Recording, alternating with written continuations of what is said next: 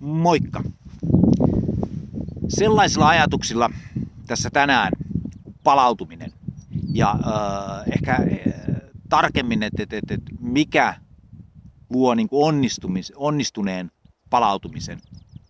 Ja yksi näkökulma tai elementti tähän on, että se palautuminen sisältää niin kuin merkityksellisyyttä. Eli se on tavalla tai toisella sulle niin kuin tärkeä asia. Semmoinen asia, mihin sä ehkä niin kuin vaikka uppoudutkin niin kuin asteen verran niin kuin enemmän.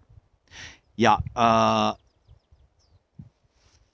halusinkin niin kuin haastaa sua, että kun sä seuraavan kerran lähdet palautumaan, että löytyisikö semmoinen tekeminen tai asia, joka on sulle merkityksellinen. Niin kokeile sitä ja kato, että onko sillä suhun niin kuin vaikutusta ja siihen sun palautumiseen. Mullahan se luonnollisesti näkyy tuolla taustalla.